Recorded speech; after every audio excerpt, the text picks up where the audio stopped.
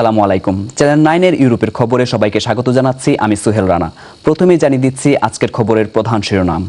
আমার দেশ পত্রিকার সম্পাদককে গ্রেফতার করে সরকার সত্য উচ্চারণের শেষ কণ্ঠটিকেও স্তব্ধ করে দিল।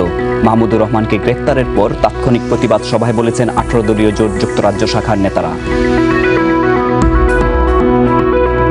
আগামীতে জাতীয় পার্টি এককভাবে নির্বাচন করবে।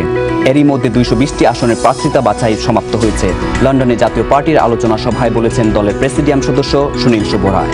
পার্টির চেয়ারম্যান ইতিমধ্যে বলেছেন আমরা আগামীতে অবশ্যই এককভাবে নির্বাচন করব। এতক্ষণ শিরোনাম শুনছিলেন, এবার চলে যাচ্ছি পুরো খবরে। বাংলাদেশে আমার দেশ পত্রিকার সম্পাদক মাহমুদুর রহমানকে গ্রেফতারের প্রতিবাদে লন্ডনে তাৎক্ষণিক প্রতিবাদ সভা করেছে 18 দলীয় জোট যুক্তরাজ্য শাখা।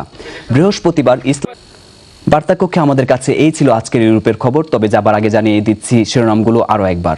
আমার দেশ পত্রিকার সম্পাদককে গ্রেফতার করে সরকার সত্য উচ্চারণের শেষ কণ্ঠটিকেও স্তব্ধ করে দিল। মাহমুদুর রহমানকে গ্রেফতারের পর তাৎক্ষণিক প্রতিবাদ সভায় বলেছেন 18 দলীয় জোট যুক্তরাজ্য শাখার নেতারা।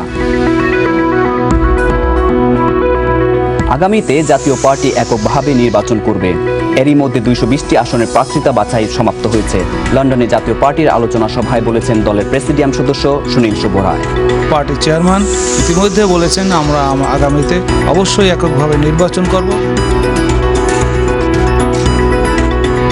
আজকের মতো এখানে বিদায় নিচ্ছি। দেখা হবে আগামীকাল নতুন নতুন খবর নিয়ে। ততক্ষণ সবাই ভালো থাকুন। আল্লাহ হাফেজ।